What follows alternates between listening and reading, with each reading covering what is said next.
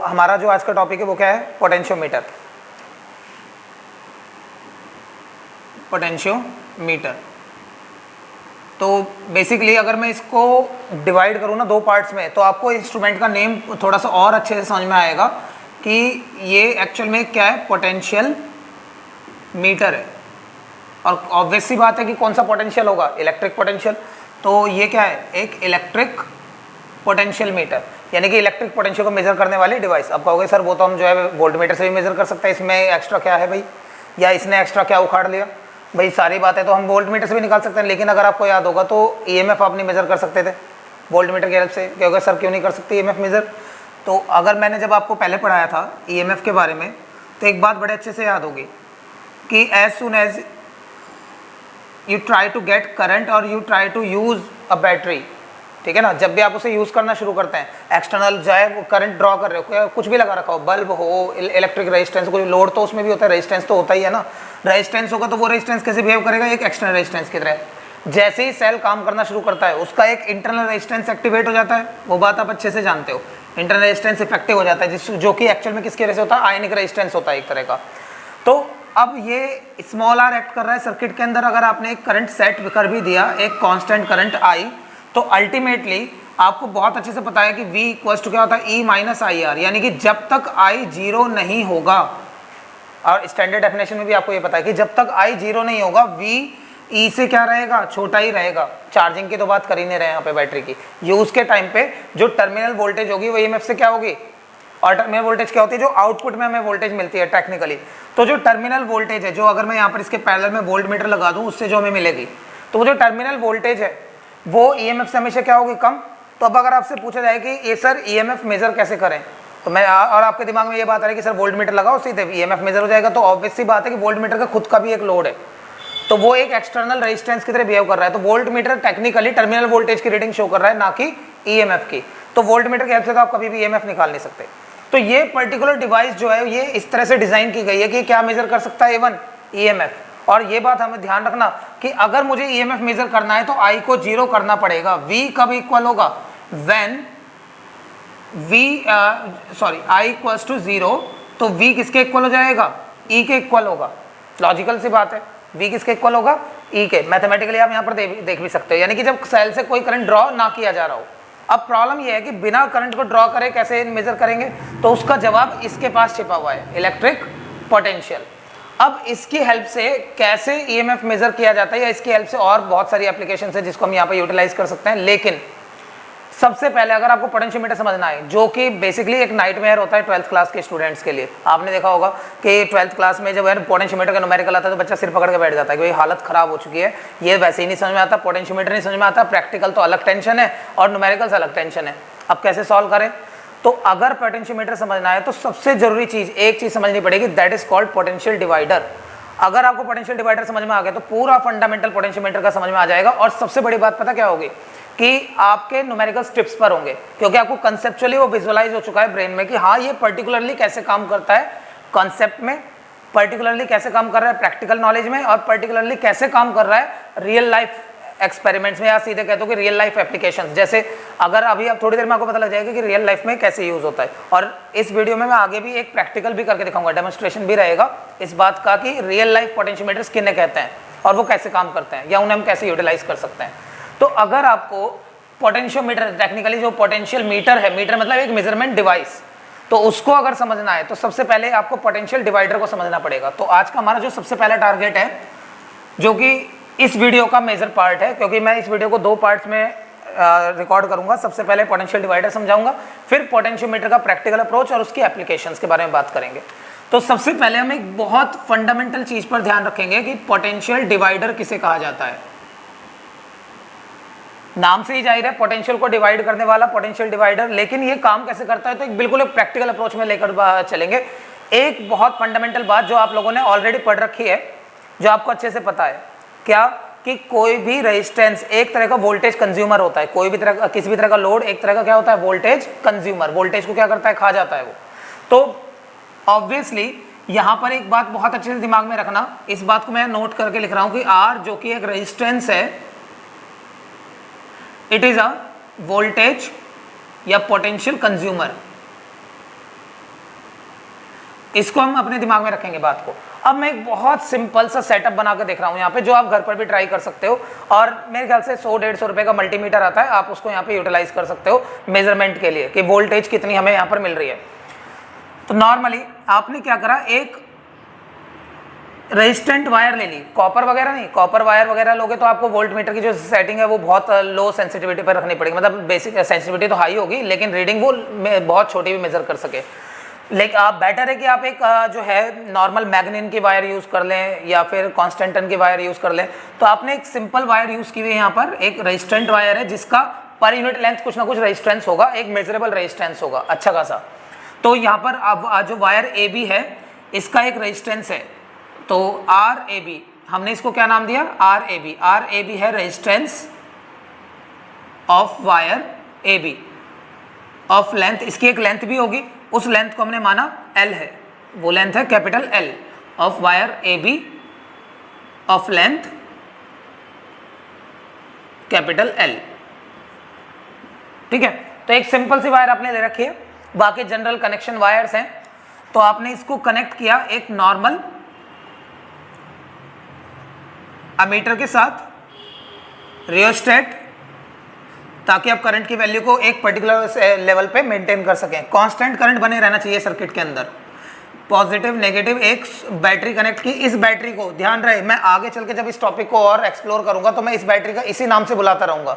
इस बैटरी को हमने नाम दिया सोर्स वोल्टेज, ES से इसको रिप्रेजेंट कर रहे हैं, जहां पर ES क्या है, सोर्स वोल्टेज, जो कि सर्किट के अंदर एक कांस्टेंट करंट का सोर्स होगा। तो इसे हमने क्या नाम दे दिया, सोर्स वोल्टेज। अब एक बहुत छोटा सा इंटरेस्टिंग काम आपको करना है और बहुत जल्दी आपको ये बात समझ में आ जाएगी पोटेंशियल डिवाइडर किसको कहते हैं। आपको क्या करना है, आपने यहाँ पर इसी टर्मिनल से, तो ध्यान रखना, मैंने इसको डिसाइड कर दिया पहले से, प्री डिफाइंड है कि अगर मैंने सेट कर दिया कि टर्मिनल पॉजिटिव है, ये टर्मिनल नेगेटिव है, ये आपकी चॉइस है, पर ध्यान रखना through out the entire experiment आपको यही मेंटेन करके रखना है। तो अब यहाँ से आपने क्या लिया, एक वोल्ट मीटर लिया, लैब में भी रहता है आपके पास वोल्ट मीटर, वो वोल्ट मीटर आपको कनेक्ट करना है। अगर आपके पास मल्टीमीटर है, मल्टीमीटर को भी आपको पता है प्लस टर्मिनल कौन सा है माइनस, तो उस वोल्ट मीटर का जो प्लस टर्मिनल है उसको इसके पॉजिटिव से ही, इसलिए मैंने बोला है कि through out the entire experiment terminals क्या रहने चाहिए, फिक्स्ड रहने चाहिए। तो आपको पता है, लिख लेना वहां पर कि ये पॉजिटिव फिक्स कर दिया मैंने, ये नेगेटिव फिक्स कर दिया। अगर आप पोटेंशियोमीटर पे एक्सपेरिमेंट करोगे पेंसिल से वहां मार्क कर लेना, ताकि भूल ना जाओ या गलती से भी जो है आप गलत टर्मिनल्स ना जोड़ दो। तो अब आपने यहाँ पर एक वोल्ट मीटर कनेक्ट किया, दूसरा टर्मिनल जो है वोल्ट मीटर का, उसको आपने कनेक्ट कर दिया जॉकी के साथ। आई होप आप मीटर ब्रिज वाले एक्सपेरिमेंट से गुजर चुके होगे, तो आपको पता है कि जॉकी किसको कहते हैं। तो नहीं है जॉकी, तो एक सिंपल तार आपको ऐसे रखनी है, बस उसको टच कराना है। बेसिकली अभी हम एक बहुत नॉर्मल सा एक्सपेरिमेंट करके देख रहे हैं, जो आप घर पे भी करके देख सकते हो, क्योंकि कोई एक्स्ट्राऑर्डिनरी सेटअप आपको लगाना नहीं है यहाँ पे। तो इसको आपने जब जो है यहाँ पर एक जॉकी से कनेक्ट किया, अब इस जॉकी को आप इस वायर पर डिफरेंट लोकेशंस पे टच करके देखोगे तो आपको एक बड़ा इंटरेस्टिंग सी बात देखने को मिलेगी कि आप जैसे ही इसको एक पर्टिकुलर पॉइंट पे टच करोगे तो ऑब्वियसली केवल इस टाइम अगर आप ध्यान दोगे तो करंट तो लाइन के अंदर वही मेंटेन्ड है, that is current I in the line. लेकिन जैसे ही आपने इसको यहाँ पर टच किया तो क्या वोल्ट मीटर एक्चुअल सोर्स के वोल्टेज को रिप्रेजेंट करेगा, या केवल जितने हिस्से के ये पैरेलल में है उस हिस्से की एक लेंथ है, और वो टेक्निकल लेंथ कैपिटल एल के बराबर तो है नहीं, अभी फिलहाल तो नहीं है, उससे तो कम ही है। तो अगर वो लेंथ कम होगी तो आपको रेजिस्टेंस का एक जनरल फॉर्मूला पता है, जो कि फैक्टर्स अफेक्टिंग रेजिस्टेंस में आपने पढ़ रखा है कि capital R equals to rho into L upon A, जहां पर एल क्या होता है उस रेजिस्टेंट वायर की लेंथ, और जो ए है उसका एरिया ऑफ क्रॉस सेक्शन होता है, रो उसकी रेजिस्टिविटी या स्पेसिफिक रेजिस्टेंस है, उसकी वैल्यू है। तो एक बात नोटिस करो कि R is clearly directly proportional to L। ये बात बड़ी इंटरेस्टिंग है, मीनिंग जितनी इसकी इफेक्टिव लेंथ होगी, अगर मैंने बोला इसकी इफेक्टिव लेंथ स्मॉल l है, तो जितनी इसकी इफेक्टिव लेंथ होगी इसका इफेक्टिव रेजिस्टेंस भी उतना ही होगा। और सिंस स्मॉल l इस टाइम कैपिटल L से क्या है, छोटा, तो इफेक्टिव रेजिस्टेंस इस time total resistance of the wire से तो कम ही है। मैंने माना कि वो इफेक्टिव रेजिस्टेंस जो है यहाँ पर कितना है, इसका इफेक्टिव रेजिस्टेंस है R, तो clearly R is less than RAB, क्योंकि लेंथ कम है, because L is less than capital L। अब क्योंकि यहाँ पर लेंथ तो कम है तो उसका इफेक्टिव रेजिस्टेंस भी कम होगा। अब वापस आ जाओ उसी पॉइंट पर कि रेजिस्टेंस क्या होता है, एक वोल्टेज कंज्यूमर। तो अल्टीमेटली जितना इसका रेजिस्टेंस होगा उसी हिसाब से वोल्टेज को कंज्यूम करेगा। करंट तो सेम है, कांस्टेंट है in the line. Ohm's law आप अच्छे से जानते हो, ये लाइन मैंने कहां से निकाली, ओम्स लॉ से, V इक्वल्स टू IR। अगर I कांस्टेंट है तो V टेक्निकली किस पे डिपेंड कर रहा है, R पर। जितना ज्यादा रेजिस्टेंस उतना बड़ा वोल्टेज कंज्यूमर। तो अभी रेजिस्टेंस क्या है, इसका इफेक्टिव रेजिस्टेंस कम है, तो ये एक यानी कि टोटल वोल्टेज ये वाली खा ही नहीं रहा है, ये एक्चुअल में कितनी वोल्टेज कंज्यूम कर रहा है, केवल अपनी इफेक्टिव लेंथ के हिसाब से। तो टेक्निकली आपने एक वोल्टेज को डिवाइड करने वाला इंस्ट्रूमेंट बना दिया। इस टाइम वोल्ट मीटर कितनी रीडिंग शो करेगा, ये टेक्निकली वो रीडिंग शो करेगा दैट कौन सी, वो वोल्टेज जो कौन कंज्यूम कर रहा है, ये पर्टिकुलर सेगमेंट ऑफ लेंथ या जितना ही इसका रेजिस्टेंस है वो, यानी कि ये यहां पर क्या यूज करेगा, वोल्टेज अक्रॉस या voltage consumed by L length resistance, L length resistance, यानी कि इतने L लेंथ के रेजिस्टेंस ने जितनी वोल्टेज कंज्यूम करी ये उसको रिप्रेजेंट कर रहा है। तो आप एक बात देखोगे प्रैक्टिकली कि जैसे मैं इसको इस वायर पर स्लाइड करना शुरू करूंगा, इस वोल्ट मीटर की रीडिंग चेंज होनी शुरू हो जाएगी। जैसे जैसे आप इसकी लेंथ बढ़ाते जाओगे, यानी कि जैसे जैसे स्मॉल एल अप्रोच करेगा कैपिटल एल के, तो अल्टीमेटली कैपिटल आर भी किसके इक्वल होना शुरू हो जाएगा, आर ए बी के, यानी कि इसके हिस्से की वोल्टेज भी क्या होगी, बढ़ती जाएगी। अगर मैं मानूं कि इंटरनल रेजिस्टेंस भी कुछ नहीं है, रियोस्टेट को भी एक बार के लिए मैं हटा लेता हूं, यानी कि इस सर्किट में और कोई रेजिस्टेंस नहीं है, तो ये सारी की सारी सोर्स वोल्टेज जो होगी किस पॉइंट पर जाकर इसके थ्रू कंज्यूम होगी, जब आप इस वोल्ट मीटर के या जॉकी के इस टर्मिनल को कहां टच कर दोगे, बी पर, तो इफेक्टिव लेंथ पूरी लेंथ हो जाएगी। और पूरी लेंथ को जो है वो कितनी वोल्टेज मिल रही है, सोर्स वोल्टेज की पूरी, जो हम कह सकते हैं कि वोल्टेज। तो अब वोल्ट मीटर की रीडिंग ES के बराबर होगी, यानी कि वोल्ट मीटर की जो रीडिंग है, यानी कि voltage consumed by this effective length, completely length पे ही डिपेंड कर रही है। जैसे जैसे लेंथ को वेरी करोगे वोल्ट मीटर की रीडिंग भी क्या होगी, वेरी होगी। अब प्रैक्टिकल अप्रोच में इसका यूज क्या है, आप एक बात नोटिस करो, अगर मैं यहाँ पर वोल्ट मीटर की जगह कोई इलेक्ट्रिक बल्ब जोड़ देता, अब एक बात सोचो, उस बल्ब की जो लिमिट है, मान लीजिए कि ये जो सोर्स वोल्टेज है वो तो है 10 वोल्ट की, और बल्ब की लिमिट जो है वो है कितने की, 5 वोल्ट की, मैक्सिमम ग्लो देता है 5 वोल्ट पर। तो आप सीधे कनेक्ट करोगे फ्यूज हो जाएगा, रियोस्टेट लगा के आप उसको एक कांस्टेंट वैल्यू पे ग्लो करा सकते हो, या आपको बार बार रियोस्टेट को मूव कराना पड़ेगा। यहाँ पर आपने अभी ध्यान देना, आप 1 मिनट में पकड़ लोगे कि ये रियल लाइफ में कहाँ यूज होता है। तो जैसे ही आपने यहाँ पर बल्ब जोड़ा, तो आप जैसे ही इसकी इफेक्टिव लेंथ को चेंज करोगे, तो इसके हिस्से की वोल्टेज भी क्या होगी, वेरी करना शुरू कर देगी। तो अल्टीमेटली क्या होगा, बल्ब की जो ब्राइटनेस है वो चेंज होना शुरू होगी। यहाँ पर क्या होगा, डिमेस्ट होगा, फिर धीरे धीरे जैसे इफेक्टिव लेंथ बढ़ाते जाओगे, इसके हिस्से की वोल्टेज बढ़ती जाएगी, तो बल्ब का ग्लो भी क्या होगा, बढ़ता चला जाएगा। तो यहाँ से जो बहुत अच्छा कंक्लूजन हमें यहाँ पर मिल रहा है क्या, कि जो वोल्टेज कंज्यूम्ड बाय दिस हम बोल सकते हैं सेगमेंट ऑफ वायर है, वो टेक्निकली किस पे डिपेंड कर रहा है, यानी कि V किस पे डिपेंड कर रहा है, तो आप कहोगे इसकी इफेक्टिव लेंथ पर। तो V is directly proportional to what, effective length, इसके क्या है वो डायरेक्टली प्रोपोर्शनल है। या फिर इक्वालिटी में बदलने के लिए हम क्या कर सकते हैं कि V equals to K constant into L, जहां पर K क्या हो गया, V अपॉन L, या फिर हो गया change in voltage with respect to length, या drop in potential with respect to length, इसी को पोटेंशियल ग्रेडियंट भी बोलते हैं। ऑलरेडी आप लोग ये बात पढ़ चुके हो।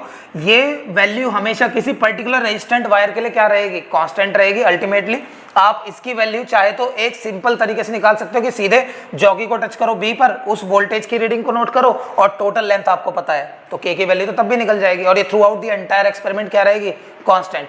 एक तरीका और है K की वैल्यू को निकालने का, कि अगर आपको पता है कि इफेक्टिव रेजिस्टेंस और वोल्टेज में क्या रिलेशन होता है, V equals to IR, and R की वैल्यू क्या होती है, rho into L upon A. Obviously यहां से भी निकाला जा सकता है कि V इक्वल्स टू IR, अब R की value rho into L upon A अगर मैं रखता हूं, तो I into rho into L upon ए।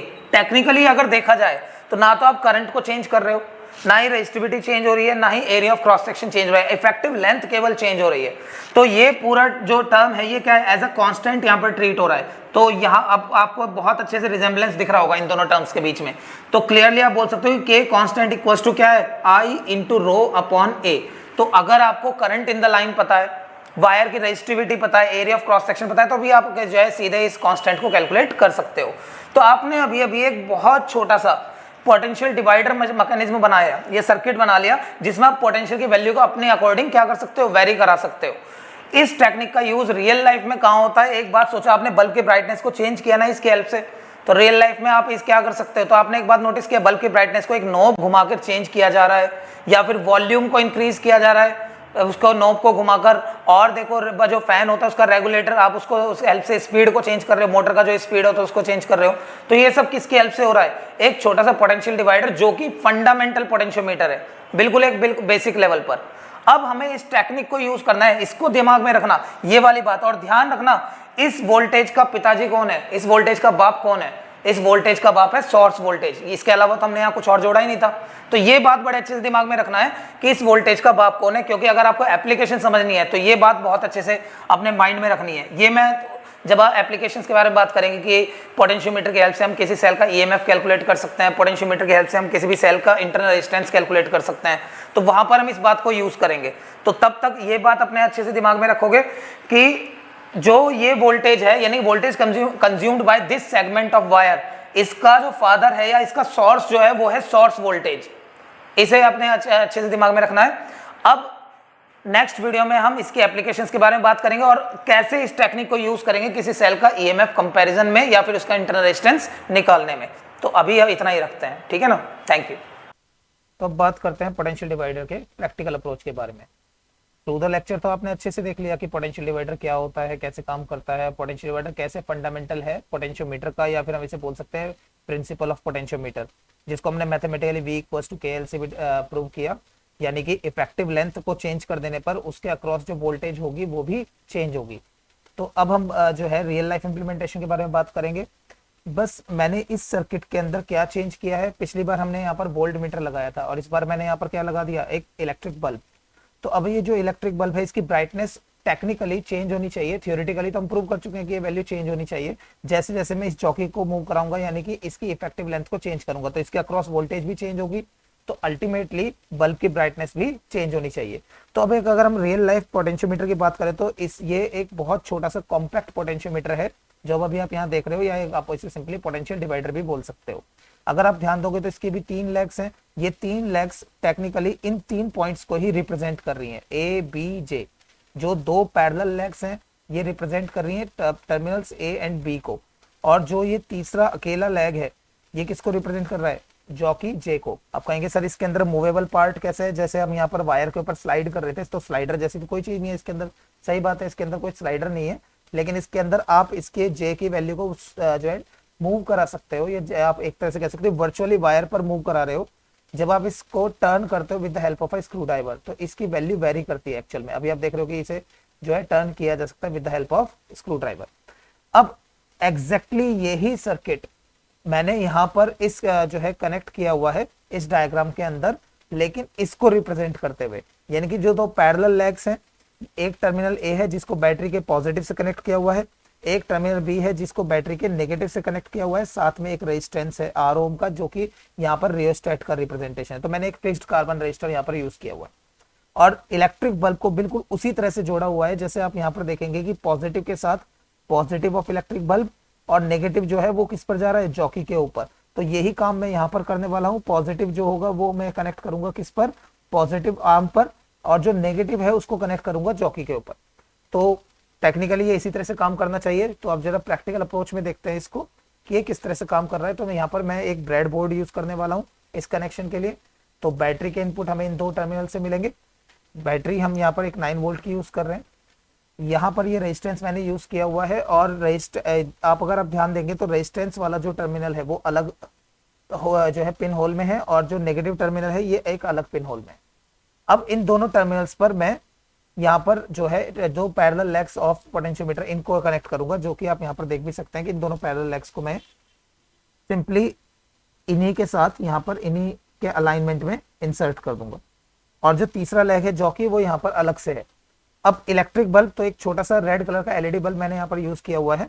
इसका पॉजिटिव आर्म को मैं जो है पॉजिटिव के साथ फिक्स यहाँ पर कनेक्ट करूंगा, और जो नेगेटिव आर्म है उसको जॉकी के साथ कनेक्ट कर रहा हूं, जैसे कि अभी यहाँ पर हमने डायग्राम में, सर्किट डायग्राम में देखा हुआ है एग्जैक्टली इसी तरह से। अब देखते हैं जरा कि ये बिल्कुल इसी तरह से एक्सपेक्टेडली काम करता है या नहीं करता है। तो नॉर्मली जैसे ही मैं यहाँ पर बैटरी कनेक्ट करूंगा तो अभी आपको यहाँ पर कोई भी ब्राइटनेस या ग्लो दिख नहीं रहा होगा बल्ब के अंदर, लेकिन अगर मैं इसकी वैल्यू को चेंज करता हूं तो एक बड़ा इंटरेस्टिंग आउटकम आपको देखने को मिलेगा कि बल्ब की जो ब्राइटनेस है वो धीरे धीरे धीरे धीरे बढ़ती जा रही है। अब जैसे अगर इसको मैं वापस रिवर्स डायरेक्शन में ट्विस्ट करता हूँ, थोड़ा कैमरे को ऊपर फोकस आने देते हैं। अब इसके बाद जैसे ही मैं इसको धीरे धीरे वापस अपोजिट डायरेक्शन में ट्विस्ट करता हूँ, इसकी ब्राइटनेस धीरे धीरे कम होती जा रही है, कम होती जा रही है, और ये बंद हो जाता है। तो सेम उसी तरह से ये काम कर रहा है जैसा कि हमने थियोरेटिकली बात की थी। ब्राइटनेस अभी देखिए मैक्सिमम पर है। अब इसको धीरे धीरे मैं ट्विस्ट करूंगा, वापस ब्राइटनेस कम होती जा रही है।